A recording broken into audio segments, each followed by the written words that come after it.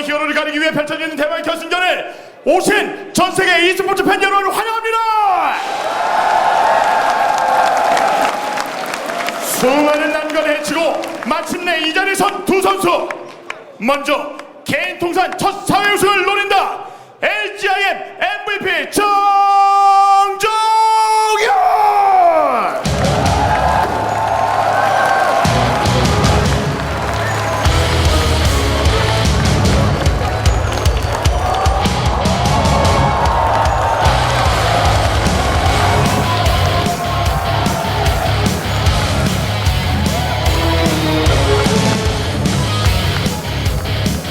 프로토스 초강세 이번 시즌 테란의 막강함을 알린 청종왕. 전년도 GSL 랭킹 1위, 2012년 GSL 랭킹 9위 LGIM MVP 정종현.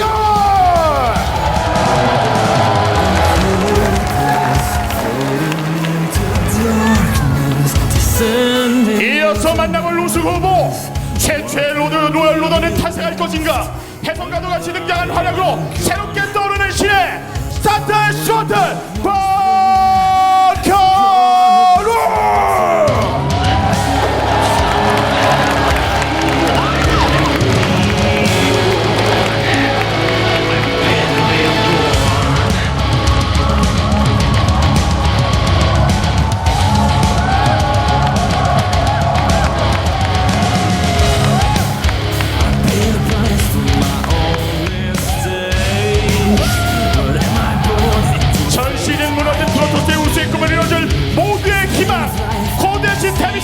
코데스 우승을 노리는 돌풍의 액션 스타트의 셔틀 박현우.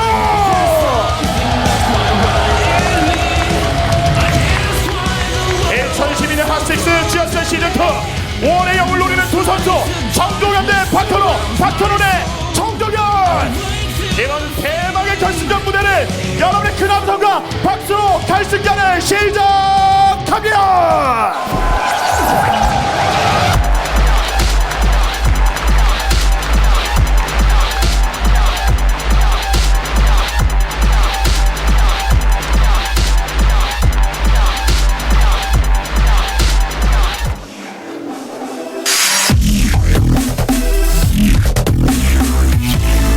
밸런스는 저한테 별로 상관없는 것 같아요.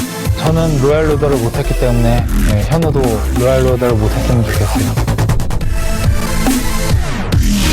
더 이상 저한테 로얄 로더는 꿈이 아닌 것 같아요. 딱히 두렵다거나 질 것 같다는 상대는 한 명도 없었어요. 긴장이 하나도 안 돼요. 5번째 결승도 별로 문제 없을 것 같아요. 우승할 것 같아요. 4대2 트로피 탐나요. 정현이 형도 별로 안 무섭기 때문에 아마 우승할 것 같아요. 4대1? 많이 지면 4대2.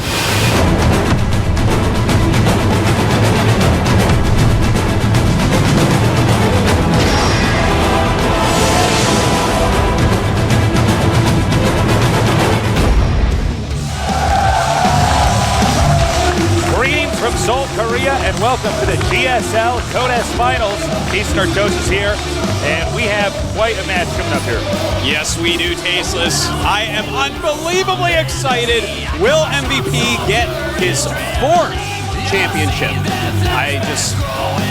This is a really interesting moment in esports history. Yeah, if MVP wins this, he gets his 4th championship, basically outdoing every other pro gamer in esports history, reclaiming his throne. But it's not going to be easy when going up against somebody like Squirtle.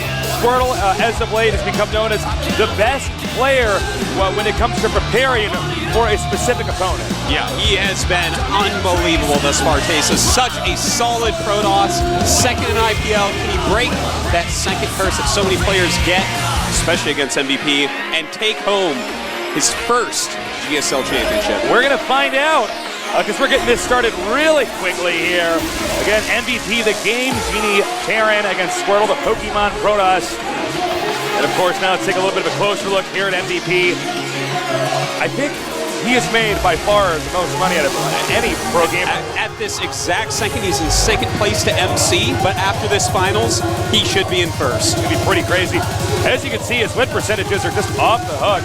And he did, for the most part, cheese his way to the last few rounds of this tournament. A very unexpected move. It was one that was really met with a lot of surprise because MVP is generally known for cheesing only when he has to, but not always so consistently. So that really caught everybody by surprise. Now, Squirtle, tell us a little bit about him, Artosis. Dude, this guy has actually been one of the top Protoss in Korea for a very long time, but this is his first Code S. He might be the first Royal Roader, which of course means that, well, you win the GSL Code S on your first try in it. No one has done it. It's very rare, even in StarCraft I as well. And I gotta say though, when this guy first popped out, like way back in the team league, he played MVP and he crushed him. Back when people thought that Protoss could beat Terran. That's what people found out, you know, who Squirtle really was. Yeah, he made his name against MVP to start. Exactly. And here he is again. And will he be able to actually crush him? You know, MVP already said he didn't get to be a Royal Roader, and he's not going to let Squirtle be a Royal Roader. He wants to show that the only Royal Road is the one leading to Nestie's house. There you go. You know, it's funny, yeah, because as you said, it's Squirtle wins. It's like this guy comes out of nowhere, takes out a bunch of heavy hitters, and changes the esports history. It's going to be insane. As you can see here, both these guys having pretty damn good results on all the maps they've been playing on. Almost all of them with winning records, except they each have one map with a losing record on there. It's going to be a lot of fun. Our first map is going to be Daybreak. Daybreak makes for some amazing PvTs. I mean, just as we saw, Squirtle really good on that map. Really, really, really good. If it's a big map that Squirtle can play a longer game on, he's normally pretty good to go. He has a big bag of tricks, but MVP has like the most builds in the whole world, Tasteless. This guy can and will do absolutely anything. By the way, it is completely packed here. In fact, I think we actually ran out of room to fill up the venue here. We actually have people packed up outside. We can't even get a shot of. They're sitting in chairs, like plastic chairs, looking at TVs. Yeah, like to set up TVs outside. No one cares, man. Yeah, Diablo 3's out. All right, people still want to watch StarCraft II. That was really well synced up, Artosis. That was good. I was worried you wouldn't say the 2 at the end. I almost did, but I better do it. All right. MVP against Squirtle. MVP has been suffering from some pain in his wrists, which does happen to some of these pro gamers. But so far he's been managing to overcome it. MVP, somebody who never manages to fall off the map. Oh, yeah. No, he will forever be on the map, Tasteless. It's like the Google car drove past him and took a picture, all right? He is forever in StarCraft II. Oh, this is going to be insane. Your predictions for this, Artosis? Tasteless, I feel like I want to wait until after the first game. I have to see what these guys are going to bring to the table. Oh, what are your predictions? I think MVP will win, maybe 4-3, 4-2. I think if it goes to Game 7, it's Squirtle's, because that last map isn't land a spaceship, and I don't like that's that that's a great observation. So I feel like MVP has to take it 4-2 or 4-1. Okay. If he's going to take it. So I'm going to give like an edge to Squirtle here. Here's another question. Will MVP cheese this game? He's been doing it, catching everybody off guard. And we'll talk more about that in the game, but looks like we're getting close to that moment. Squirtle and MVP. Rarely do we see a Protoss make it out of a GSL Code S Finals, but you know, things are changing. Again, our map is going to be Daybreak, so let's get this going. We're here for yet another epic finals in the GSL Code S.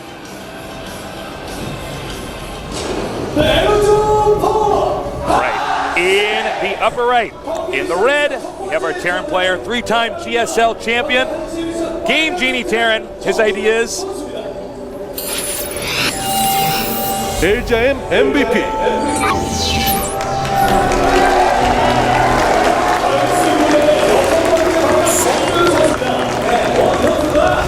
8-2 in his last 10 matches. Versus Protoss. Taking out 2 heavy hitter Protosses. Oh, yeah. Even more than that, man. He took out MC, Hero. I mean, there's it's littered with amazing Protosses.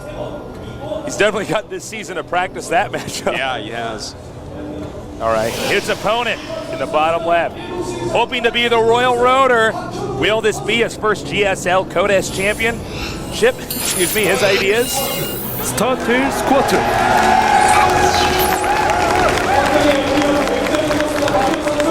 Now remember, remember, Squirtle right now is regarded as the best player when it comes to preparing against an individual opponent. So, you know, he might not be the guy that would win an MLG right now, you know, where you have a ton of games in one day against a ton of different opponents. But if you give this guy a week or two to prepare for a specific person and the character traits of their play, this is the guy who you would not want to be going against. Yeah, I wanted to say, to be fair, Taste, that's a smart thing you're saying, but also MVP is like that as well. That's actually this is a great guy point, too. that he plans for everything amazingly. He just knows the way that he needs to actually abuse people. Yeah, and that's what he's been doing to Protoss so far. All right, so we have this very fast expansion, kind of the parting expand. He likes to get that one gateway and get the Nexus up before the core, but not before the gate, not a Nexus first, somewhere in between a Nexus first and a one gate expand. Gotta be careful that SCV doesn't end up blocking, you know, that Nexus. Oh, that would be so annoying. That's such a nightmare. All right. Again, this is a big, wide open map. Not as big as like Atlanta Spaceship, for instance, but you know, still very far distance from the opposing player. So usually makes this pretty long, epic games. Oh, certainly. You know, Daybreak, I think, has given us some of the best games that we've had. Yeah, I love this map. I think at this point in time, this is my favorite StarCraft II map. Now, the polling results showing people are fairly divided on this. 57 to 42. Yeah, that's about reasonable. I thought it might be even a little bit closer, though. You know, it's so hard to predict who's going to win. And as I said, you know, I don't even want to predict until I see this game to see, all right, what do these guys bring to the table? Game 1 is such an important game. Now, we do have the quick starport from MVP, but no second gas yet. So it might just be like a Hellion drop with some Marines. It could possibly be a Banshee as well. We'll see in just a moment, but it definitely won't be a cloaked Banshee. So you can see Squirtle doing a really good job of checking everything on the map. Remember, MVP cheesed so many times in the last 2 series he had. Is he going to do it this time? Is he going to perhaps play a standard game, and maybe he was holding back so Squirtle couldn't identify this and prepare for it in the future? Now look at that triple gate placement at the natural. Very interesting from Squirtle. He's going to follow up his fast expansion with a 4-gate. And that's going to give him enough units to really stop anything. But this is going to be a Hellion drop. And if he's out of position, those Hellions come, oh my god, almost gets us! Takes out the first Stalker. Squirtle not off to a good start here. Yeah, that is really good for MVP. The gateway placement here, when it comes to dropping, he's not going to lose a lot of his gateways during the drop at all because, certainly. You know, it's usually the main that gets dropped in the early part of the game and not the natural. That's a pretty interesting place to put it. You know, you're not going to scan that natural. You might scan the main, not the natural, though. Right. So a little bit tricky there. Now, with that proxy pylon already in place, he's going to be able to put on a lot of pressure, and MVP's units are out on the map. So we might have a crazy scenario where both these guys deal huge amounts of damage to each other. Okay, now this is interesting. As the Artosis said, he's got his units out on the map. Now, he does see the drop coming, but it's more than just that drop. There's Hellions out on the map as well. Terran's going to need to wall in the entrance. Here come the Hellions now. Little to defend here for Squirtle. And a big drop in the main base with a lot of Marines. And Squirtle's in a lot of trouble. He's warping in some units and attacking at the same time. MVP, counterattack. Does he have any units at home? This is a crazy scenario. All right, the Hellions are moving out now, but are we having a base trade at 5 minutes? I guess it's going to be a 5-minute base trade, man. This is absolute madness. Again, there's really nothing to defend here for Squirtle at home. This army is very scary. Squirtle is sending a few units back here to try to recuperate. Now the SCVs for Squirtle having to try to defend. And with that medevac and Marines, it looks like MVP not going to lose his units, but beautiful surrounds. Oh my god, Squirtle just got surrounded on his Stalkers, and they're all going to go down. This is looking like an MVP victory. It absolutely is, Artosis. The beautiful surround there by MVP, using just his workers to hold it off. Oh my god. Unbelievable. That was the quickest base trade I have ever seen. Yeah. Talk about that game not ending the way either player expected. Dude, that was Daybreak. That was like a 5-minute game. Yeah. Insanity. So already MVP has taken a victory, and that was not some sort of all-in cheese build. No. That is a harassment type build. You know, he's attacking 2 places at once with reasonable tech. He didn't overspend on it, and he was expanding behind it. But you know what? Squirtle already had used a warping round at home.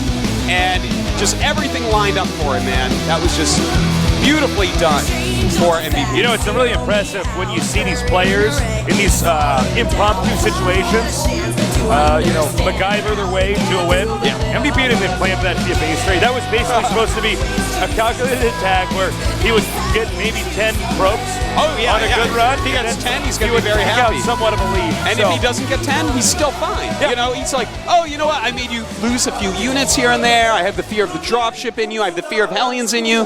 Kind of have to spread your units out a little bit. Funny, I'm expanding behind it. It was a good build. And for Squirtle to have chosen that 4-gate, he warped in the 4 Stalkers and then saw the medevac right afterwards. It was really nice handling. Also, the SCV surround. Oh, yeah, that was beautiful. So important. I mean, those Stalkers had to stay alive. Yeah, had the Stalkers not been surrounded by the SCVs, there's no way of really telling how exactly that game would have ended. The Stalkers can outrun the SCVs. The SCVs are not going to have anything there that can really heal them. They're not going to be repairing each other and attack at the same time. And, you know, the game would have been very different. But really nicely played there by MVP. And this is already starting off a pretty wild set. Yeah, that was a crazy, crazy first game. So, now that I've seen first game, I still don't know who's going to win, man, because... You can't do that? I can't do it, dude. You promised that I'm going to tell you towards the end of the last game when someone's about to win, I'm like, you know, I think MVP might take this as he like, finishes in game up. number 7, as we see MVP's buildings down, you're like, I think it's going to be Squirtle. Yeah. All right, well, I won't hold that against you. I think I do feel like it should be MVP, but, you know, it's hard to say. It would be cool, though, if Squirtle won. Yeah, you know, having a Royal Rotor would be nice, but at the same time, I kind of want MVP to win because 4-time champion, that's such a big deal, and it will light a fire under Nest's ass. You'll be like, oh, I wanted that 4th first. I'm going to have to get a 5 first. All right, well... and that's how all my decisions are made in life. It's, how will this affect Nest? So, I got to say, guys, I've seen more people fill in here. It's so packed. They're even putting people, like, right next to us, man. Yeah, it's so full in here. And, of course, we have the new feature where we're people gonna have can now someone hear our casts here in the studio or here at the venue. So, they gave those out today? Yeah. I think that they probably didn't have enough. They probably ran out. There's a lot of foreign fans. Dude, there's, like, so many people still coming in. I'm going to have someone sit in my lap next time the camera comes on us. We're going to have a bunch of guys standing behind us watching from our screen over here. We're like, great game. And they're like, wow! People are falling off.